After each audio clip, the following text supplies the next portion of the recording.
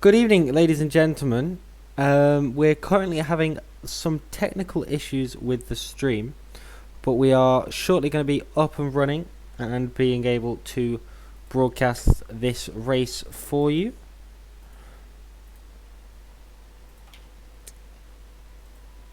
Just checking everything is all working okay, and then we will be live for you with this session.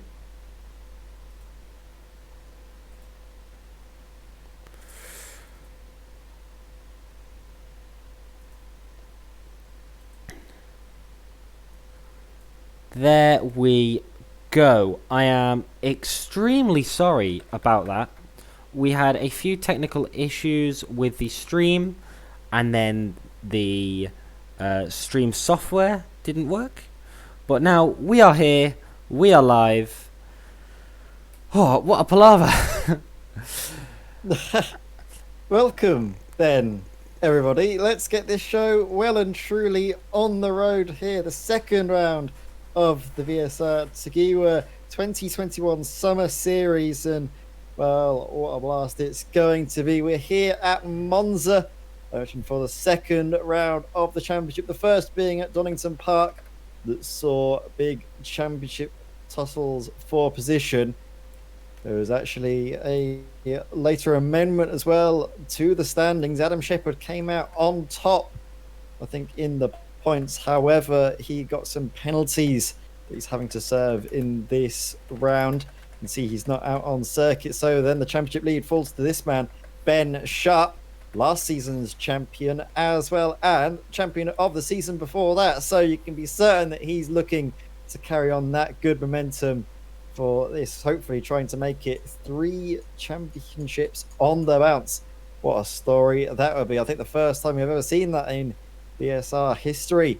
There's other drivers, though, that could certainly make their own little bit of history. Jason Cooper is one of them. He was a driver that, for a long period of time, was very dominant in this series, in the BSR MX5s. He was, well, so close to making it a Grand Slam of 4 race victories in one night. Unfortunately, though, he wasn't able to pull it off on the last lap, missing out. That was at Road America, I think, just over a year ago now. What can he do here at Monza, though? We're in this qualifying session. You can see all the times on your screen there on the side, and you can see that Tom Griffiths is currently provisionally on pole with a blistering lap time. 2-minute 10.5, 6/10 clear of Ben Sharp, and that's certainly no mean feat, I can tell you that much. As well, another great performance we're seeing is in the Pro-Am class. Andy McEwen, 4th, but in the top spot for Pro-Am. And, well, if you know commentary, you know Andy McEwen. Seems that he's good behind the wheel as well. Yeah, definitely. I am quite new to this series, I must admit, but I did watch some of the races and I did see how strong some of the drivers are, getting some incredible lap times in these things, and the racing is so close. You told me earlier, as there's a little bit of a tap there with the number 61 car of who is the 61 car going to be? 61 car of Michael Seal. That's definitely one of the, that's one of the 40 cars. Yeah, 61 actually, car of Michael Seal. Real life racing team as well. Oh, really? Yeah, racing in the, I believe it's the 116 Gazshox 116 trophy. So they've been able to use some experience in that to try and carry it forward into real life, as well as another driver that races in real life is, of course, Ben Sharp with his Ben Sharp Racing liveried MX5, very reminiscent of his Civic Cup car, although I have to admit his Civic Cup car does look a little bit better than the wrap he's got on his MX5. As we see another driver that I think both of us are quite familiar with, Arthur Panzel, the Xbox controller extraordinaire. He seems to be doing quite all right at the moment. Is he up in the top 5? Yeah, he's an incredibly strong driver. He makes all of his setups himself. He is incredibly strong at what he does, and it is amazing to just watch him drive, see how smooth he is. Yeah, and it's very tricky, isn't it, on circuits, especially here. He might have maybe not too much to worry about, but other circuits, I don't know how he does it, honestly. You can see he's got a little bit of a wiggle going into the corner, but his inputs, they're still just as smooth as they would have been if he was on a sort of a conventional wheel style setup. So, see what he can do later on in the evening. I'm seeing some times get a little bit quicker. Jason Cooper is trying to set a better time. He's gone purple in the second sector. A good lap time from him. He's in the slipstream of the 88 Tech Racing car. I'm not sure who that is. That might be Glenn Humberston. Actually, no, that won't be Glenn Humberston because Glenn Humberston is not out on the circuit. So, try to find out who that is. That's the 35. That 35 belongs to Lee Holmes up ahead of him. Jason Cooper there coming out of the Ascari chicane along this back straight before he comes up to the final corner. So crucial, isn't it, to get this nailed down as the 35 of Lee Holmes gets out of the way. What's it going to be for Jason Cooper then as he makes his way up to the line, coming out through this long final corner? It's so crucial, isn't it, to get the best run possible. That's how you can really make or break your line. Yeah, definitely. Opting for a very tight run up to the line. Is this going to be enough to get onto the front row or enough for pole position? We'll see as he comes across the line. Jason Cooper isn't able to improve, unfortunately. Yeah, really unfortunate for him. It would look like Ben Sharp got an amazing third and fourth sector, but Jason Cooper just getting that really good second sector, but not being able to perfect the first, third, or fourth. The draft is really strong around here. You really do need a draft to just be that little bit quicker and get that little bit of an edge on everybody. Yeah, so it's all about finding what you can. But of course, around this circuit, qualifying isn't going to be everything, is it? Slipstream is really strong in these little Mazda MX5s, and it's a key factor in any race series that makes its way to the Monza circuit. So Jason Cooper from third place. Don't count him out just yet in terms of a good result come the first race. He always has the best way to manage it and really go for the moves when they open up for him. Seizes them with both hands, does Jason Cooper. Great stuff from him. Meanwhile, let's have a look at some other drivers, some other qualifying performances of note. We can see James Neve actually there in 8th place, currently on what looks to be pole position in the AM class. That's going to be a great time from the Matthews Logistics driver if he can hold on, because he will have some pressure from the likes of Ryan Main and Adam Fox. Yeah, definitely. There are some really, really strong drivers in here that I've seen. Some very, very quick drivers. And around here, as you said, the draft will determine everything. As long as you can get a draft all the way down the straight, you're in with a chance of getting people in the corners. And it's incredible to watch how quick you can actually be with just draft around here. It is outstanding to watch. Yeah, it is, and we are coming into the final few moments of qualifying. James Neve, this is going to be a second to last attempt at a better lap time. He's not had any slipstream in front of him though, so that could dampen his chances of getting higher up the order. Look at as well though, it's a sea of orange on the left-hand side. Drivers making gains. Lee Holmes shoots up into the top 10. He starts his final lap of qualifying. Michael Seal with a massive improvement. Sorry, just putting in there. Michael Seal with massive improvement there. A 2:11.88, which puts him second in class. Yeah, so puts him second. That would be a great way for him to get the race, to get a good race result. A little bit of a rundown though of the evening, how it will all pan out.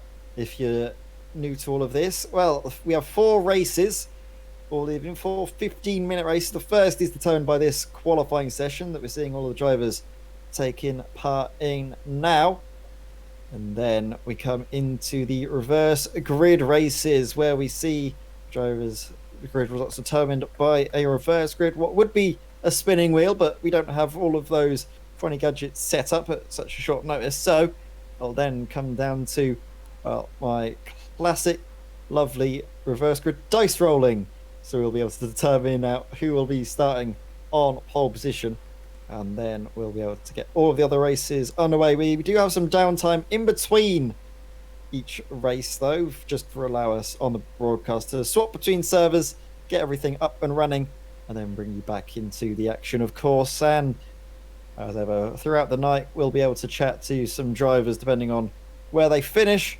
because we can have some post-race interviews. But aside from all of that, I think that's everything all caught up with.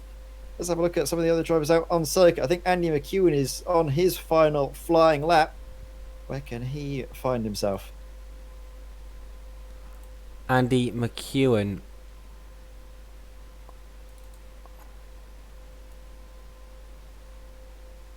Just watching on board with Andy McEwen now, just coming into the final sector, I think.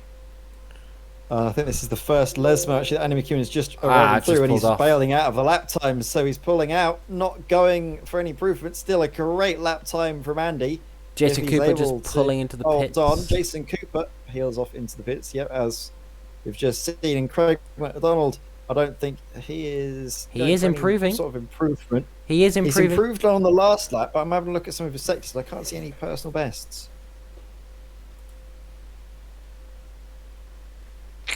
Yeah, so I think this last lap, he was just a little bit slower, but I don't think he's going to improve on this one, unfortunately for him. It's a bit of a shame, isn't it? Because he's been showing great pace, but let's not let that take away from the fact he has gotten up into a good, very respectable spot for this first race of the evening.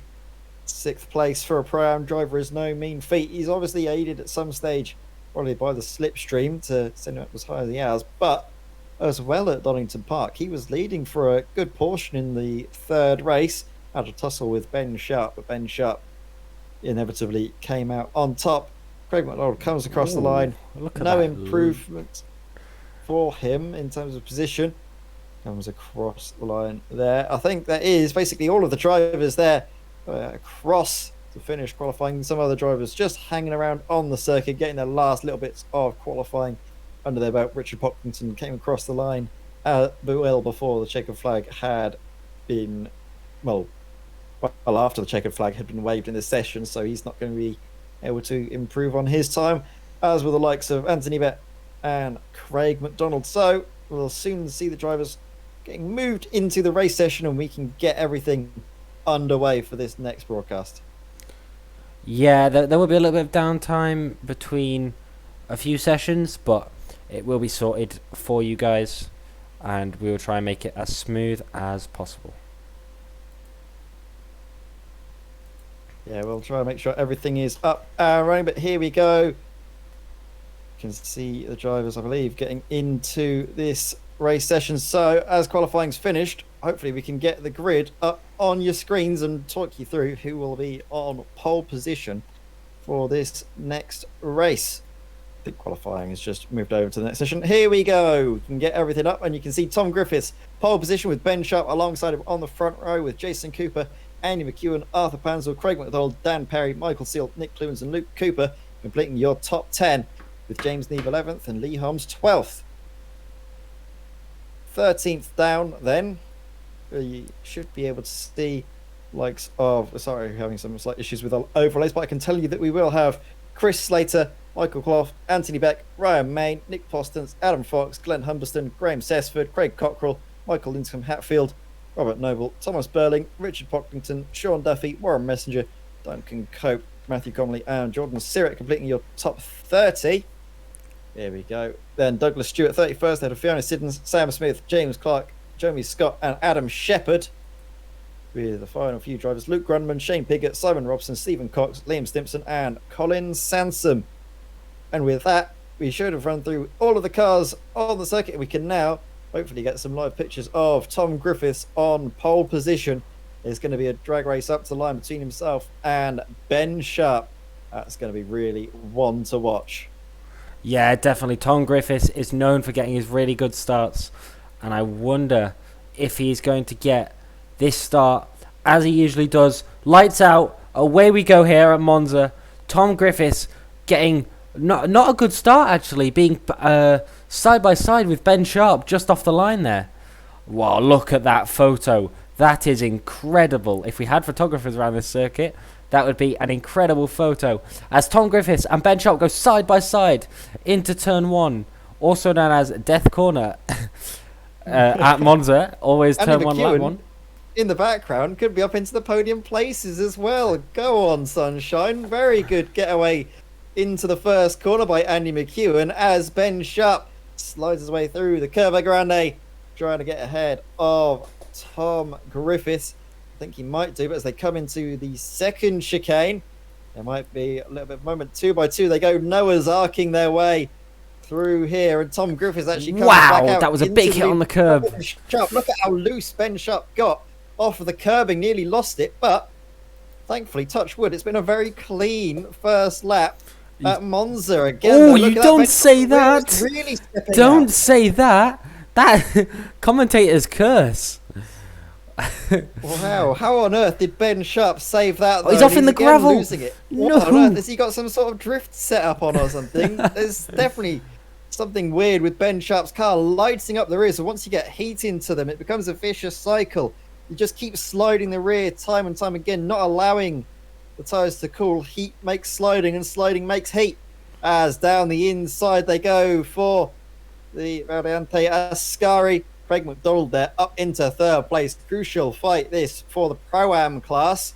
Andy McEwen tries to fight back though. This is excellent stuff. The BSR Masters do not disappoint. Arthur Panzel goes for a little bit of a look around the outside of Andy McEwen. Andy tries to cover him off. That's 3 wide. Does so. Ooh. They're going to be going 3 wide, but literally 4 wide.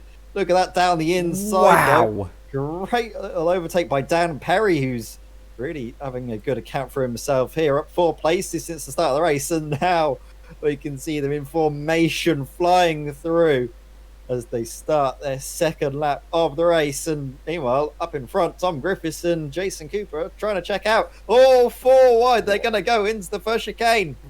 Who's going to come out on top? This is going to be an absolute incredible move. Whoever pulls out on top. Daniel Perry has dropped 4, 5, just about 4 positions since the final corner. That is incredible. That's a touch on the inside, pushing Ben Sharp onto the curb. And there's a traffic jam there. Big traffic jam behind. Oh, that's a big crash there. Very, very big accident. Yeah, very big incident indeed. But it's been, well, a little bit unfortunate there. Ben Sharp, he couldn't go really any further off of the circuit. Although he has picked up a slowdown, actually, maybe cutting across the chicane. Handing positions to the 2 40-40 cars of Dan Perry and Michael Seal. Ben Sharp, though, he's just going to be looking to bank some good points. Some of his main championship rivals further down the order. In fact, actually, I can see Adam Shepherd. He could be a non-point scorer. And Adam Shepherd, you're not aware, took 2 race victories in the first round. Looking very good, but I think he's just been caught up in a little bit of an incident. So it was a 12-car incident going through turn 1. 14-car incident going through to 15-car incident going through turn 1, including Arthur Panzel. Arthur Panzel was running up in P3, P4. Wow. That is big news from this race. Arthur Panzel out of the race or in the pits. That's a lot of people in the pits at the moment. What a shame for Arthur Panzel. Yeah, it is. It's very upsetting, isn't it, to see Arthur Panzel after a great run in qualifying, a great run at this early phase of the race, just cannot seem to hang on. Meanwhile, it's a fight, isn't it, up in front between Tom Griffiths and Jason Cooper. Through the final corner they go, and it's a good run around the outside from Tom Griffiths. He's going to get the slipstream. He's going, is he, to look for a move, this time around the outside into the first corner, to then get the inside for the second half of the chicane. We've seen it work out, and actually I think the slipstream is just so strong that Tom Griffiths is going to slot in behind and maybe go for a diving move. Does he? No, I think he's just backing out, being smart, trying to work together with Jason Cooper actually to build the gap to Andy McEwen, who's in 3rd place. And Andy McEwen, this would be a brilliant result for him, getting not only an overall podium, but as well a circuit that he's always gone well at, another class victory. Yeah, definitely. It's going to be some really close racing as we see Richard Pocklington dropping down the order there. I think that was an incident there from Richard Pocklington, unfortunately. Let's just have a watch, see what happened. Going, I don't think we got a chance to see. Yeah, so I'm not sure what's going on here. I don't think we can see everything that's going on. I'm going to try and fast forward, but I don't think that's going to work. So we'll skip away from this and come back to some live shots of everything happening here. So, well, as we come on to this, the sort of first 5 minutes come and gone, you can see at the moment Tom Griffiths just behind Jason Cooper. And then further back, third place, look at that train starting to form. McEwen, Berry, Seal and Sharp all tussling it out for the final podium place. Who's going to come out in that? Oh, that's going to be very tasty, isn't it? Look, you're just going to see them coming out of Ascari now. Look at them in the background. Wow, that's going to be a real fight. That's probably going to be something to watch later on. As well, though, further down we can see Sea of Orange. You can see likes of Thomas Burling or Warren Messenger close to one another. Shane Piggott just gets ahead of Luke Grunman into 16th place. So the grid is a very stacked field and also a very close one. Yeah, definitely. It's getting so much closer lap by lap as we just move. I was going to move back, but I don't think we will. Tom Griffiths going side by side with Jason Cooper, getting the move done. Is he going to get the move done before turn 1? I think he is. Yes, he is. The move has been done and dusted before turn 1, but we are going to have to move a little bit further back because here there is a battle for P3 on the third podium spot as Daniel Perry brakes extremely late going into turn 1 and getting everybody on the brakes. What a move by Daniel Perry. Yeah, great stuff that from Dan Perry. And meanwhile, we think we've just seen a move by, well, that was Robert Noble on Glenn Humberston going into the first chicane. Meanwhile, it's the second chicane. The race leaders, they're going to be going too wide. Tom Griffiths ahead of Jason Cooper, settling it out between one another. Tom Griffiths, though, has a run into the first Lesmo. Is he going to go for it? No, backs out.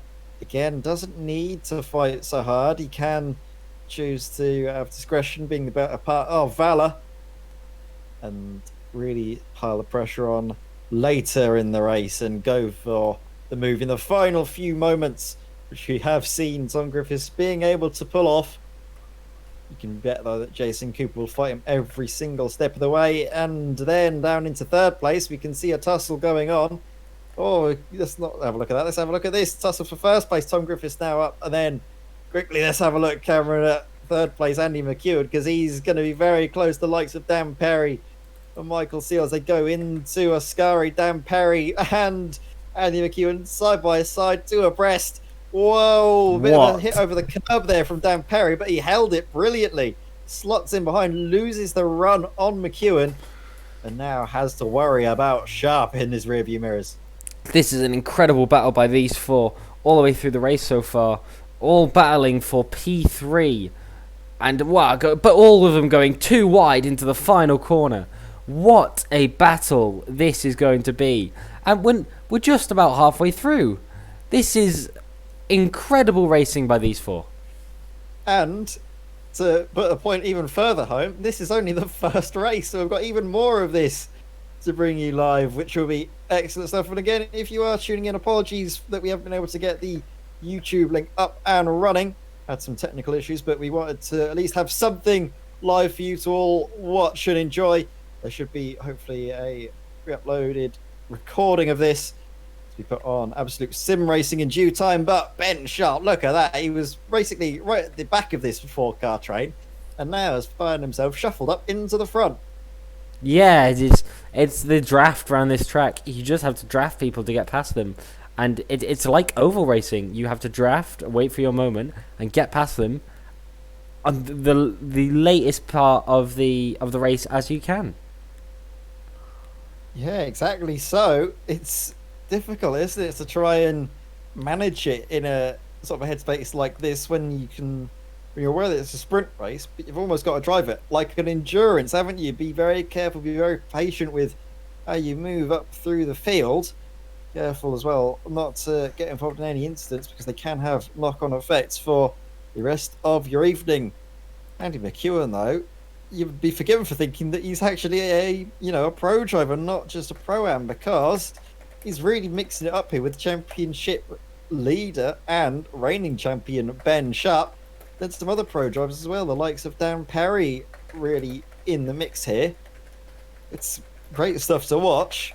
Andy McEwen, like I've been alluding to, has always gone well here. I spoke to him after Donington Park, and he found out that it was Monza we were going to. He was, I think, quietly confident, and I think that is definitely, well, paying dividends, because up into third place, leading his class, be a brilliant way to start the evening and kick off this night in the best possible fashion. Meanwhile, look at that, down the inside of Ben Sharp goes Dan Perry. The 4040 car with the yellow trim on the front, opposed to Michael Seal. You can differentiate the two by the green trim on Michael Seal's car. They're still tussling it out with one another, and McEwen's been able to maybe try and break away. If these cars start to fight, start to get involved with one another, they might be in with a bit of trouble. But actually, bump drafting there, wasn't there, from Perry, and that was actually Michael Seal on Ben Sharp. Is that going to help Ben into the chicane? Yes, it does. Wow, excellent little bit of gamesmanship potentially, as Shane Piggott all of a sudden sets the fastest lap of the race, getting himself an extra few bonus points. Yeah, definitely. There's definitely some bonus points and some tactics going on here. We did just see Graham Sesford set the fastest Sector 1 yet, so I don't know if he is still driving or if he is out after that incident. I think he's still driving, but I can't check that at the moment. It tells me he's sat in pits. But coming back to the battle here for P3, the leaders keep topping and turning as Ben Sharp goes wide again there, coming back on track without losing positions. But still, his car is all over the place tonight. He's really just trying